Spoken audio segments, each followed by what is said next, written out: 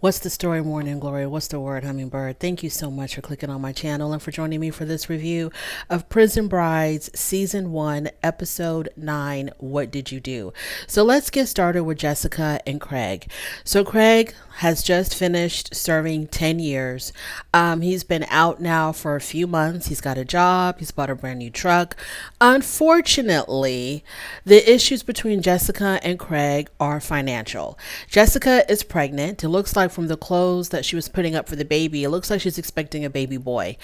Jessica is currently pregnant right now, and being pregnant, expecting this child has refueled her spending habits because now she has yet another reason to go shopping and to buy stuff. Now, understandably, if you're having a baby, yes, you do need to buy a whole bunch of stuff for the baby, and it can get really expensive, right?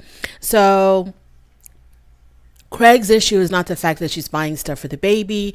His issue is that she's buying a lot of unnecessary stuff. Like one particular item that he thought was really unnecessary was buying more than one rug, I guess for the nursery or something. So his issue is that her spending is excessive. Yes, the baby needs stuff, and yes, she does want top of the line things for her child, but it's still going a little bit overboard according to Craig. So here we go. So she shows us the nursery when the episode begins, and that of course the nursery is decked out. It's a really nice nursery. Okay, it's a cute little nursery.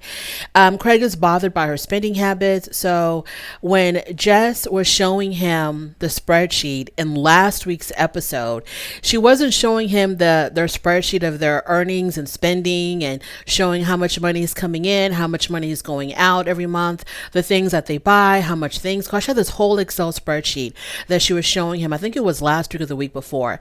So when she was showing him this spreadsheet, it wasn't to encourage them to budget, because normally if someone is showing you a spreadsheet of your spending, it's for the purpose of letting you know, hey, we need to cut back a little bit because look how much money is leaving the household compared to how much money is coming in.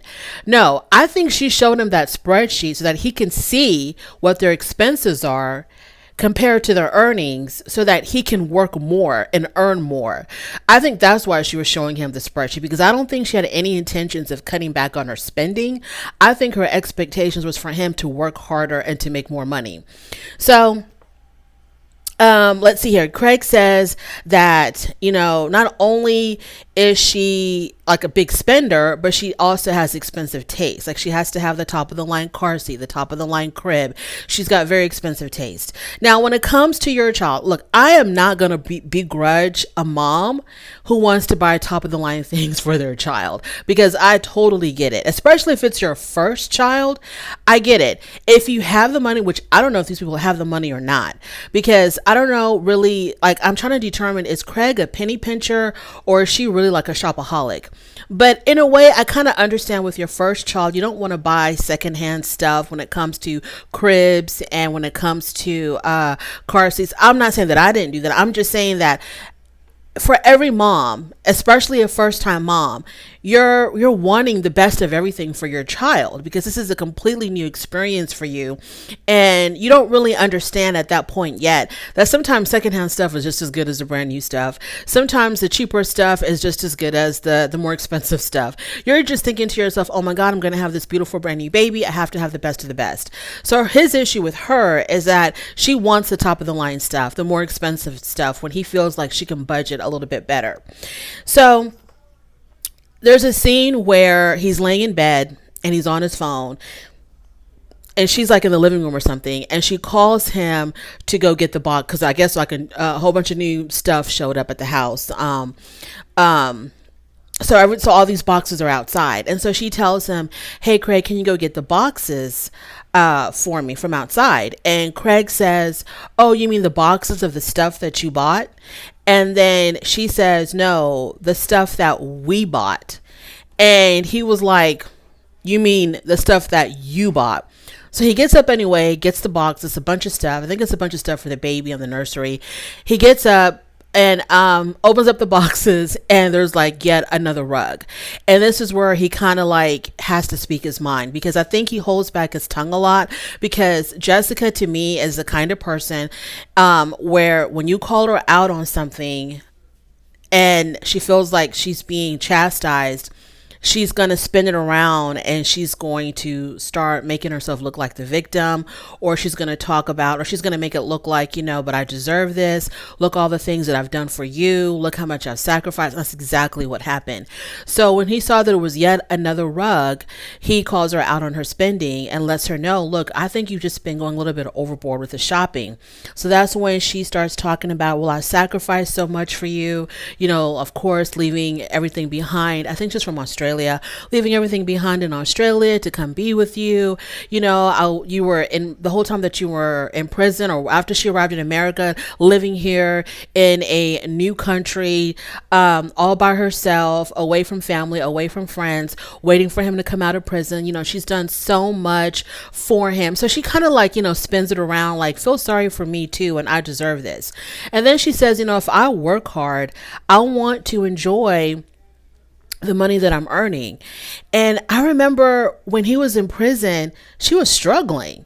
She was borrowing money from people. So I'm like, what do you mean? What are you talking about? Because before he came out of prison, you couldn't even afford to barely feed yourself. It was that rough. It was that bad, because all the money that he sent her, she has spent it all.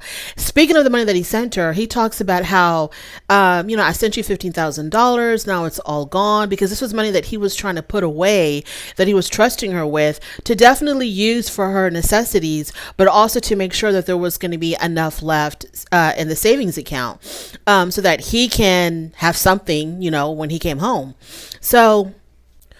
But when he came home, the money was gone. He was also saving money in prison, because the prison was also putting money away for him in an account. So I'm thinking maybe that was the money that he used to buy his new truck, because the truck also came up in their argument, where she said, well, I probably spend as much as you do on the gas for your truck. And he was like, well, excuse me for wanting to buy a nice truck after I've been locked away in prison, and I worked really hard to save all this money so that when I came out, I can buy the truck of my dreams. I can buy something for myself. Excuse me for that. And he tells her, you can't really compare the two, my truck to all the stuff that you're buying. And then he talks about how he has sent her $8,000, and she has spent it before she even came to America, or she spent it as soon as she came to America. But he did mention $8,000 and how she went through it super duper fast. So from all accounts, just by looking at their house, it looks like she might have a spending problem. And he talks about how when she's feeling some kind of way, she makes herself feel better by shopping. And she herself even admitted to that shopping is therapy for her, which is fine. Let shopping be your therapy as long as you can afford it. So I don't know what their money is looking like. So I really can't tell if he's just, like I said, a penny pincher, or if she's an overspender. I can't really tell, but it kind of looks like she may be an overspender when you look at all this stuff in that house, which brings me to this point. I never knew that people use those Starbucks cups, tumblers, as decorative pieces for their house. They're really cute. They're really pretty. I can imagine if you wanted them displayed in your kitchen, but she has them displayed on the wall of her living room. I didn't know this was a thing, that, you collect these, really nice looking Starbucks or Stanley cups. I'm not sure which one they are. And you put up in your living room as decoration. That seems a little odd to me, to put cups up in your living room as decoration. But they look like they cost a pretty penny. I think somebody in my comments even said in my last review that those Starbucks cups are pretty expensive. And she has them as a decorative piece in her living room. Interesting. So their issue right now is money. Her spending and him wanting her to scale back. Moving on to Gabriella and Jamal. So keep in mind that Jamal is in prison for 22 to 40 years for the second degree murder of his best friend.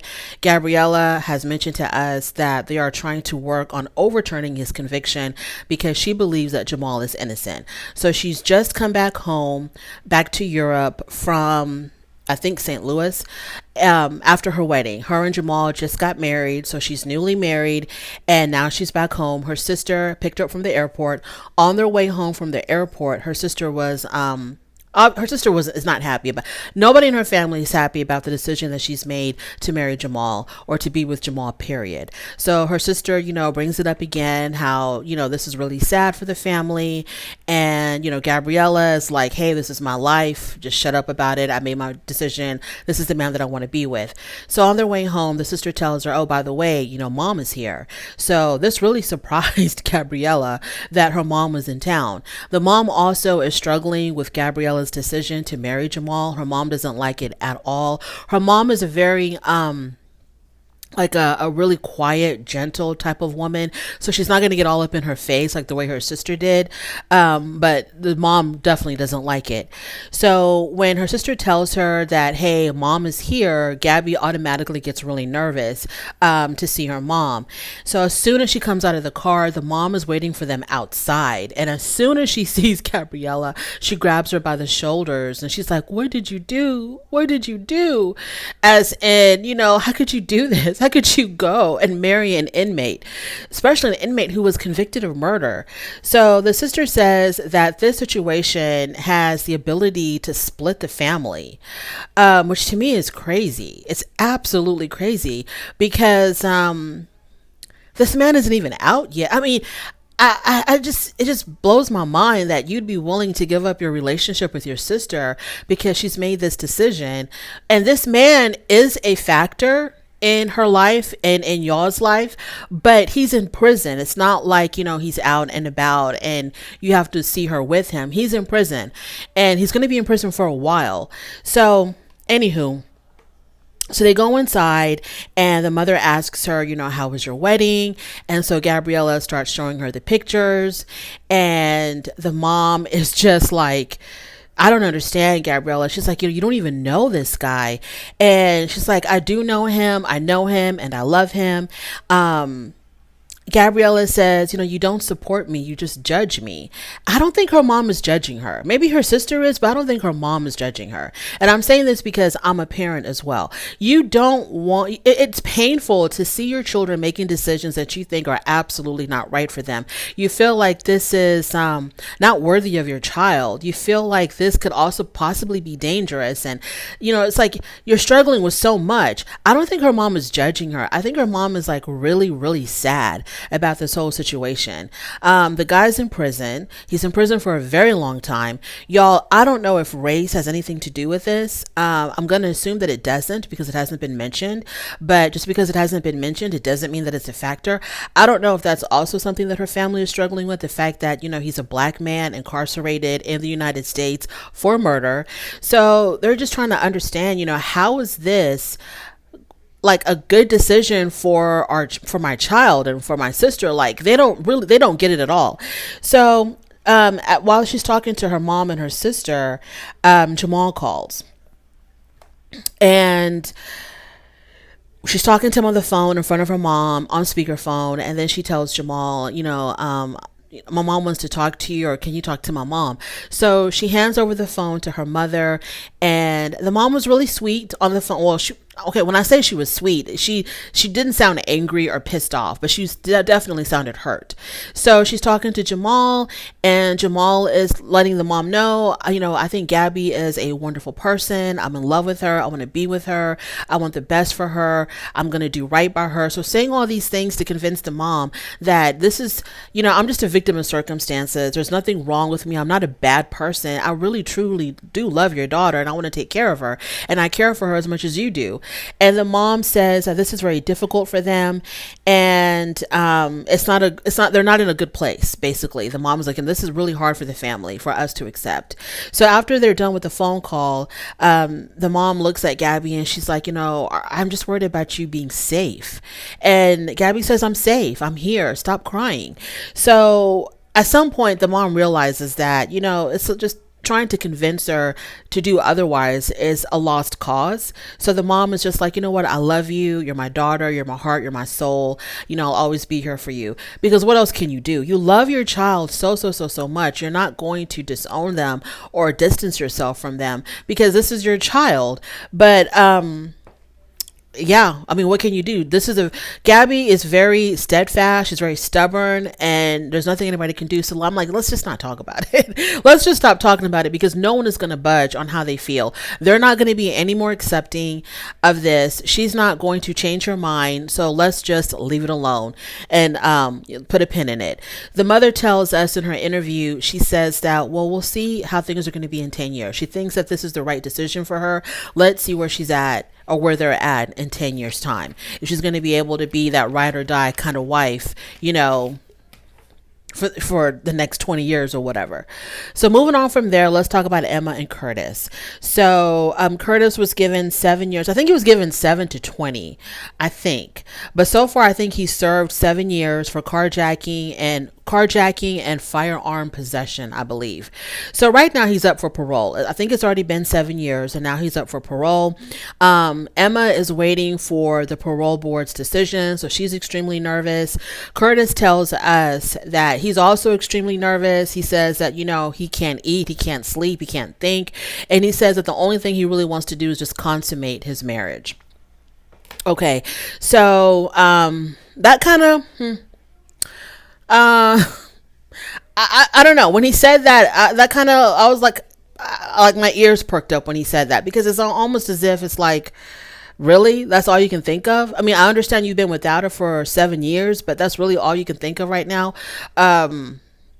Okay, I hope that's not what this is all about. I hope that this is about love and, taking care of her and caring for her and, supporting her financially, emotionally, all that stuff instead of just, y'all jumping into bed together as soon as you get out.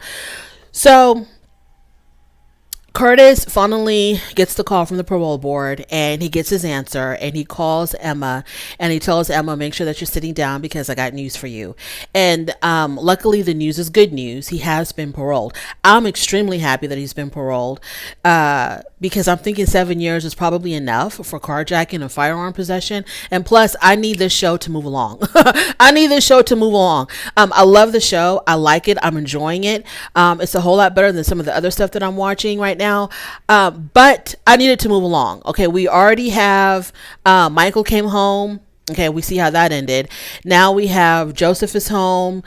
Craig is home. So I'm going to need Curtis to come home because I want to see Emma doing something other than planning for a wedding and planning other people's wedding. I need to see her and Curtis interacting live in a living color. So she's having dinner with her dad. And she tells her dad that Curtis has been paroled. He's going to be out in 3 months. And so she has exactly 3 months to pack up her whole entire life in England and move to St. Louis because he cannot be paroled to his mother's house. So she has to set up shop in St. Louis, Missouri, get a home, get everything established so that he can be ready to be paroled at whatever address she's going to have at the time. So of course her dad is, really apprehensive about this. And, this is a little girl leaving. She's 33 years old, but still, he's a dad. So he's really apprehensive about her leaving. And her father tells her, well, I just hope he treats you like the way you deserve to be treated.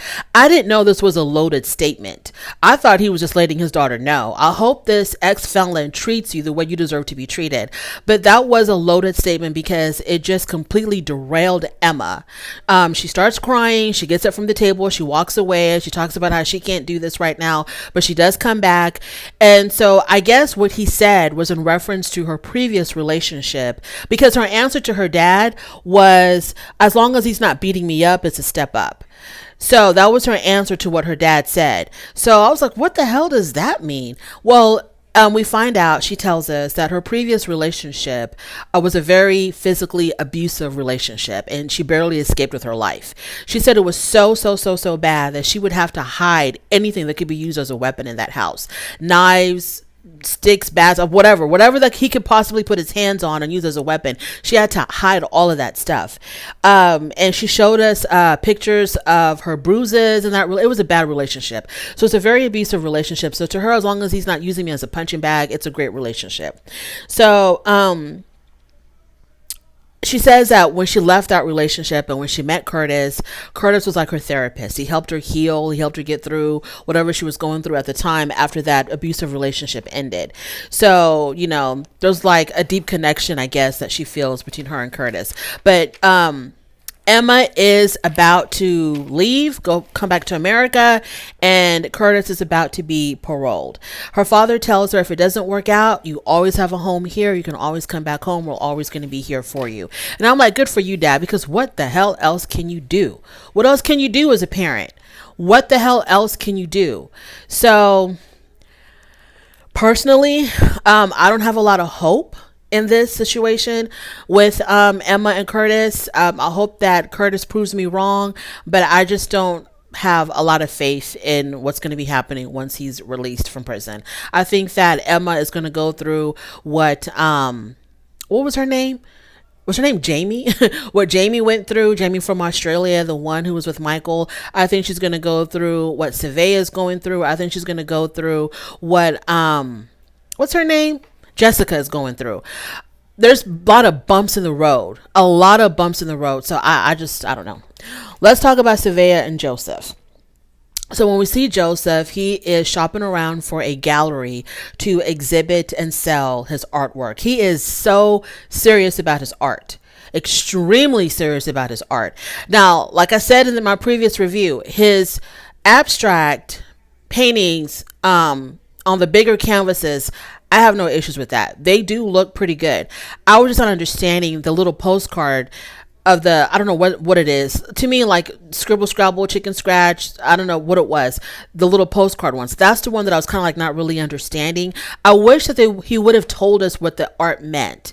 Is this just stuff that you're creating out of nowhere? Or is there a meaning and a story behind this? Now, we do know that when he was in prison, what helped him get through serving his time was doing his art and Savea. But his art also helped him serve his time. It helped him get through, the darkest days that he went through in prison or whatever. So I understand the importance of the art. I just want to know what the pieces actually mean. So he was finally able to book an exhibition with a particular gallery, and they did agree to showcase his art. But they told him that the reason why we're taking a chance on you, because he's an unknown artist, the reason why they're taking a chance on him is because of his story, his background of coming from prison and how art really, helped him and saved him and all that. So that's backstory is what's really driving the sale of the art. So he calls and he tells Savea that he booked an exhibition. She did sound genuinely happy. He asked her, "Can you come to the exhibition, please?" And she asked him, "When is it?" He tells her next Saturday. She's like, "Yeah, I don't know. This is really short notice." And she tells us that, Curtis never sees things from the other person's point of view. He needs to understand, I have a life here in Germany. I just can't up and leave at the spur of the moment because he has an art exhibition. She's got a job. She's got responsibilities. So she just can't up and leave. He has the freedom to do whatever the hell he wants to do. She has a job. She's got commitment. So she can't do that. She's a midwife, I think. So yeah, she can't tell the babies, don't come out until I come back from my boyfriend's art exhibition. So Joseph, so we see Joseph, he's actually there's a buzz about him and his art in his neighborhood because he's being interviewed on television. He's being interviewed on radio. There's the word is out that, Joseph is a somebody that we need to pay attention to. So he calls Savea to see if she'll be able to make it. She told him that she can't. So he really wasn't happy about that. And, at the end of their phone call, she ends it the way she always does, the way that we always hear it. She tells them, "Okay, I love you, bye." And he tells the producers that, he wants to film. He wants to continue filming for as long as possible because as long as the cameras are there, she tells him that she loves him. And, she's good to him, I guess, whenever the cameras are there. And I'm like, Lord have mercy. This sounds like another Married at First Sight situation. If you don't watch Married at First Sight, the issue on that show is that the husbands, the majority of the husbands, have been accused by their wives of acting one way on camera, being all lovey-dovey, caring, thoughtful on camera. And as soon as the production crew leaves and the cameras are off, they go back to their normal selves, and their normal selves is not loving or caring or anything like that towards their wives. They basically either mistreat their wives or ignore their wives when the camera's not there. So when he said, "Hey, I want y'all to stay around and film as long as possible, because as long as y'all are here, she's, she's going to say she loves me. She's going to talk to me really nice. And she's going to treat me really well. So I'm like, damn, Savea, is it like that? Are you like that, Savea? Are you a double agent where you're one way on camera and then another way off camera? So he tells us that him and Savea have hit a really rough patch in their relationship. It's not going really good right now. And I think it's because of the fact that she does not support his passion. She thinks it's, she probably thinks that it's not very serious. It's just a hobby, and it's okay if he makes money off of it, but she wants him to have a real steady 9 to 5. So it's the day of the exhibition. He shows up. And he says that if he doesn't sell this art, he's going to be broke, because he does have a little bit of money saved up, but not much. So if this art doesn't sell, he's going to be in a pickle. So he shows up at the gallery. He gives a little speech explaining why art is important to him, why he got into art. He talks about his prison backstory, etc. The people love it. They clap for him. They applaud him. And then it's time for them to see if he can sell this damn art. So everybody's walking around looking at the different pieces. He has a lot of pieces. It looked like it filled the whole gallery. He has a lot of pieces. So everybody's looking at the art. They're looking at the bigger pieces that are hung on the wall. They're looking at the little postcard with the little scribble scrabble on it. And the first thing that sells is a little postcard with the scribble scrabble on it, and it sold for $75, y'all. $75 for a piece of paper with some scribble scrabble. And the person who bought it was this woman, and she said that I care more about the story than I do about the actual art. I care more about his story than I do about that. So she was doing it, to support. So I'm pretty sure that when the people heard his story, whether they liked his art or not, they just wanted to support him. He's gotten a new lease on life. He's been released from prison. He's starting over. And so people just want to support his journey, and which is great. That's wonderful. So he sold 25 pieces. And the gallery owner says this is the most pieces that we have ever sold at an art exhibition. So the gallery owner was really happy, gave Joseph a hug. And what I want to know, how much did he make in total, and how much was the gallery's cut? That's what I want to know. Or do they do this for free and they're going to use this as a tax write-off or something? I want to know, how much did you make, Joseph, and how much was the gallery's cut? At the end of it all, he started crying, I think because he felt so proud of himself. He did say that Savea is not going to believe in me or in my passion until I can show her what this can do for me. So hopefully when he tells her that he sold 25 pieces, and then tells her how much he made, hopefully then she'll jump on board. Because when it comes to Savea is about dollars and cents. She's not about this, I have a dream, this is my passion, this is what motivates me. She don't care. She don't give a damn about none of that. She wants to see the bottom line. Is this making sense, as in dollars and cents? Thank you so much for joining me. I really do appreciate it. On your way out, please don't forget to rate the video if you like this content, subscribe to my channel, and I will definitely talk to you later. Bye.